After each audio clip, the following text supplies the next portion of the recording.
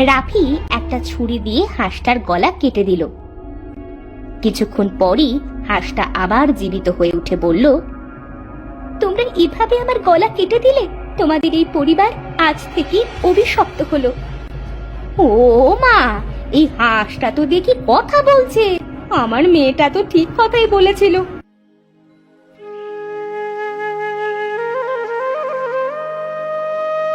উত্তরের জঙ্গলের পাশে বাস করত রাফি, কবিতা আর তাদের মেয়ে চন্দ্রা। চন্দ্রার পরিবার ছিল খুব গরিব, তাই তার বাবা রাফি জঙ্গল থেকে শিকার ধরে এনে কোনো রকমে তাদের সংসার চালাতো। প্রতিদিনের মতো রাফি সেদিনও গেল জঙ্গলে শিকার ধরতে।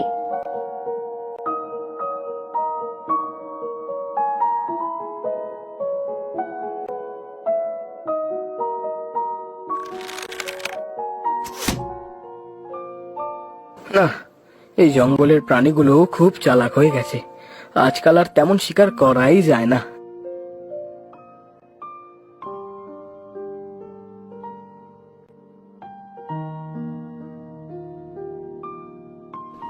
হঠাৎ রাফির চোখে পড়ল একটা চামড়া ছোলা হাঁস।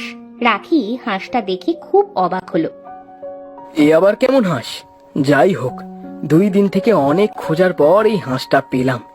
একে আর হাত ছাড়া করা যাবে না। আজ বরং এই হাঁসটাই শিকার করে নিয়ে যাই।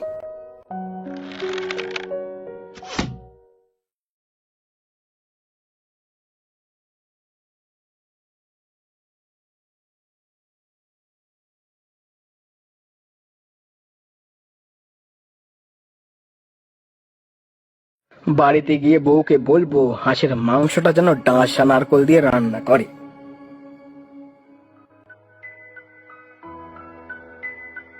বউ, এই দেখো, আজ 2 দিন পর একটা হাঁস পেলাম। আজ এই হাঁসটা ডাঁশা নারকোল দিয়ে কষিয়ে সুন্দর করে রান্না করবে।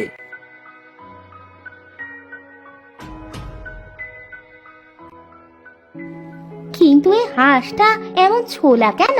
এর গায়ে কোনো লোম পাখনা কিছুই তো নেই দেখছি। কি অদ্ভুত দেখতে না?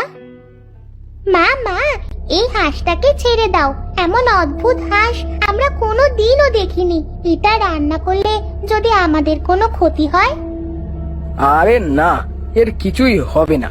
এর লোম পাখনা সব মনে হয় পড়ে গেছে।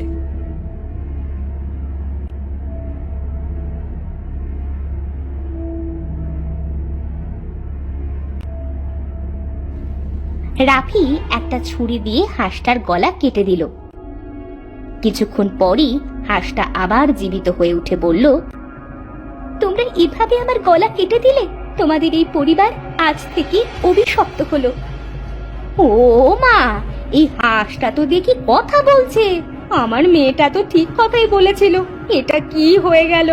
আমাদের পরিবার অভিশপ্ত হলো। আসলে ছোলা হাঁস, আমার মা বাবা বুঝতে পারেনি তুমি আমার পরিবারের ওপর থেকে অভিশাপ তুলে নাও। আমি আর তোমাদের এই অভিশাপ উঠাতে পারবো না। যদি কেউ উঠাতে পারে তবে সে আমার মেয়ে। কোথায় তোমার মেয়ে? আমাদের বলো, আমরা তোমার মেয়ের কাছে অবশ্যই যাব। হাঁসটি কিছু বলার আগেই সেখানেই মারা গেল। তখন চন্দ্রার পরিবার খুব চিন্তায় পড়ে গেল। মা, বাবা, তোমরা কোনো চিন্তা করো না। আমি আমাদের এই পরিবারটাকে অভিশাপ মুক্ত করবই। আমি সেই মেয়েটার খোঁজে বের হচ্ছি। দাঁড়া মা, তোর সাথে আমিও যাব। তাহলে একা তোমরা যাবে কেন? তোমাদের সাথে আমিও যাব।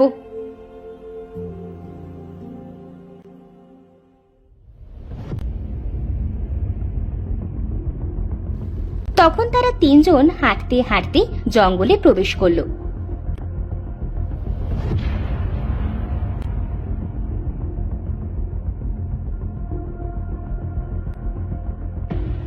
তারা সারা জঙ্গল খুঁজলো ছোলা হাঁসের মতো দেখতে কাউকে পায় কিনা, কিন্তু কোথাও তেমন কিছুই দেখলো না। ওগো, সারা জঙ্গল তন্ন তন্ন করে খুঁজলাম, কই কোথাও তো ছোলা হাঁসের কন্যাকে দেখতে পেলাম না।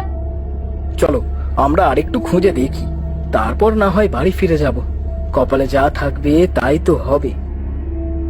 রাফি ও তার বউ গেল ছোলা হাঁসের কন্যাকে খুঁজতে, আর চন্দ্রা সেখানে দাঁড়িয়ে আনমনে একটা গাছ দেখছিল। এই গাছটা এমন কেন? দেখতে তো খুবই অদ্ভুত। এই গাছটার গায়ে আবার কিছু লেখাও আছে মনে হচ্ছে। চন্দ্রা গাছের লেখাটা ভালোভাবে পড়ে দেখলো যে তাতে লেখা আছে, গাছের ভেতরে রাক্ষসের বাস, বন্দি করব ছোলা হাঁস। এই গাছের ভেতরে রাক্ষসের কাছে বন্দি ছোলা হাঁসের কন্যা? না না, যে করেই হোক এই গাছের ভেতরে আমাকে যেতেই হবে। চন্দ্রা গাছটির গোড়ায় চক্রাকারে ঘুরে ঘুরে দেখতে লাগলো।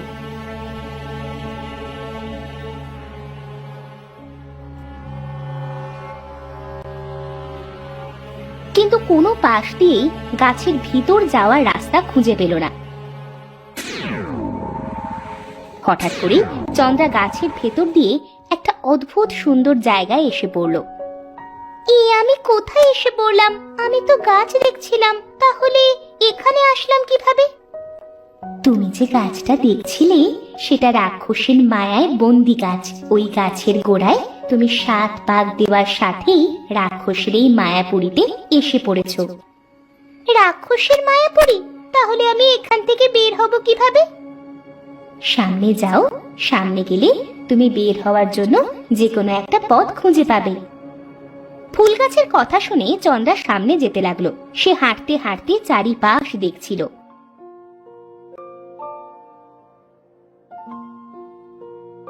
এত সুন্দর জায়গা দেখে যেন তার ঘোর লেগে যাচ্ছে।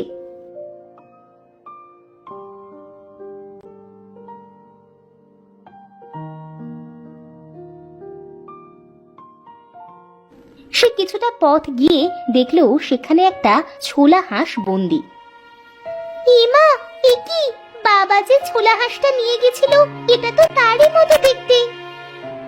এই মেয়ে, তুমি কে? এখানে কি করতে এসেছো? মরার খুব ইচ্ছে হয়েছে নাকি? না মানে, আমি কোনো জাদুর মায়ায় মনে হচ্ছে এখানে ভুল করে চলে এসেছি। তবে তুমি কে? তুমি এই খাঁচায় বন্দি কেন? আমি জুলি, ছোলা হাঁসের কন্যা। আমি মানুষের রূপ নিতে পারি, তাই এই রাক্ষসটা আমার কাছ থেকে সেই শক্তিটা নিতে চায়। আমি দিচ্ছি না বলে আমাকে এখানে আটকে রেখেছে। কিন্তু কেন? তোমার কাছ থেকে সেই শক্তি নিয়ে রাক্ষসটা কি করবে? আমার কাছ থেকে যদি সে মানুষ হওয়ার শক্তিটা নিতে পারে তবে সে মানুষ হতে পারবে, আর মানুষের রূপ নিয়ে মানুষ জাতিকে পৃথিবী থেকে ধ্বংস করে দিবে।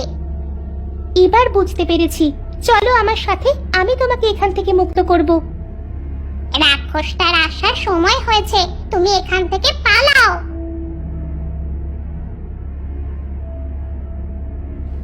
ছোলা হাঁসের কন্যার কথা শুনে চন্দ্রা একটা ফুল গাছের আড়ালে গিয়ে লুকিয়ে পড়ল।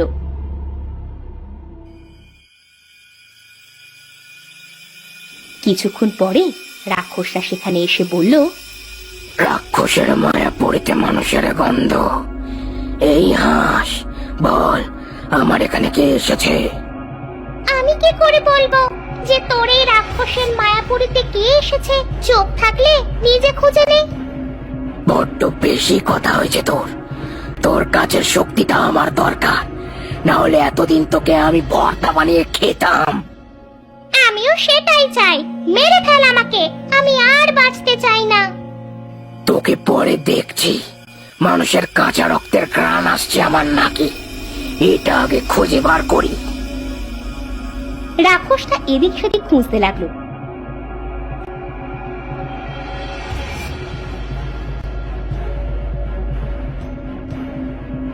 হঠাৎ তার নজর গেল ফুল গাছের আড়ালে। রাক্ষসটার ওইদিকে যেতে দেখে হাঁসটা চিৎকার করে বলল, চন্দ্রা পালাও, রাক্ষসটা কিন্তু তোমার কাছেই যাচ্ছে। চন্দ্রা সেখান থেকে দৌড়ে পালাতে লাগলো। রাক্ষসটা তার পিছু তাড়া করতে করতে বলল, মানুষের জাত পালিয়ে যাবি কোথায়? আজ তোকে দিয়ে তো আমার একটা ভোজন হয়ে যাবে। রাক্ষস, তুই আমাকে কোনোদিনও ধরতে পারবি না, আর না আমাকে দিয়ে ভোজন করতে পারবি। এ কথা বলে চন্দ্রা যেই দৌড়তে গেল তখনই চোট খেয়ে সে একটা পাথরের ওপরে পড়ে গেল। তার কপাল কেটে রক্ত ঝরছিল। চন্দ্রা রাক্ষসের দিকে তাকিয়ে দেখলো তার গলায় একটা মোটা সাপ পেঁচানো। এই রাক্ষসের গলায় এত এত মোটা একটা সাপ কেন? নিশ্চয়ই এর ভেতরে কিছু গড়বড় আছে। তখন চন্দ্রা রাক্ষসের গলায় থাকা সাপের দিকে তাক করে একটা পাথর ছুঁড়ে মারল। এটা তুই কি করলি? আমার প্রাণ বোমরায় পাথর ছুড়লি।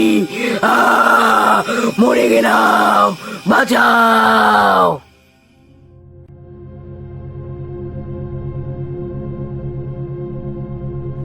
খা, আমার রক্ত খা, বোকা রাক্ষস।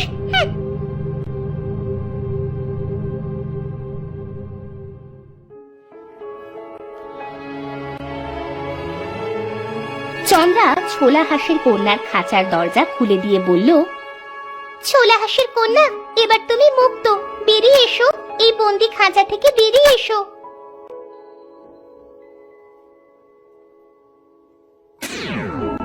হাঁসটা বাইরে বেরিয়ে এসে মানুষের রূপ ফিরে পেল। আর তারা দেখল রাক্ষসের মায়াপুরী হঠাৎ কোথায় উধাও হয়ে গেছে। রাক্ষসের মায়ার জগৎ ধ্বংস হয়েছে। আমরা জঙ্গলের ভেতরে চলে এসেছি। এবার আমাকে আমার মায়ের কাছে ফিরে যেতে হবে। মানে কিছু মনে করো না, তোমার মা আর বেঁচে নেই। মানে কি বলছো তুমি? আমার মা কোথায় গেছে? চন্দ্রা তখন ছোলা হাঁসের কথা সব খুলে বলল। চন্দ্রার কথা শেষ হতেই ছোলা হাঁসের অদৃশ্য কণ্ঠ তারা শুনতে পেল। মা জুলি, আমি তোকে বাঁচাতে চন্দ্রার বাবার কাছে নিজেকে সঁপে দিয়েছি, যেন সে আমাকে ধরে নিয়ে বাড়ি যায়, আমাকে মেরে ফেলে, আর আমি তাদের বলতে পারি যে তোমরা অভিশপ্ত, আর তোমাদের এই অভিশাপ মুক্ত করতে পারবে একমাত্র আমার কন্যা। কিন্তু মা, তুমি এটা করে কি লাভ করলে? আমি যে সারা জীবনের জন্য তোমাকে হারিয়ে ফেললাম। পারলি মেয়ে, আমি যদি ওদের অভিশাপের কথা না বলতাম তবে ওরা কি তোকে খুঁজতে যেত? আর খুঁজতে না গেলে তোকে যে ওই রাক্ষসটার কাছে মরতে হতো। তাই তো ওদের সাথে মিথ্যা বলতে হলো যে তারা অভিশপ্ত। মা, তুমি আবার আমার কাছে ফিরে এসো।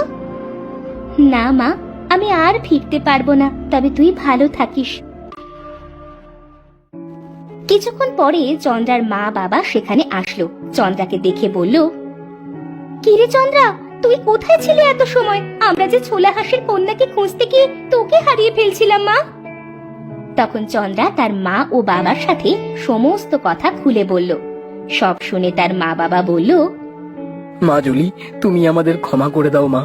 আমি বুঝতে পারিনি যে তোমরা হংসী বংশ, তোমরা মানুষের রূপ ধারণ করতে পারো।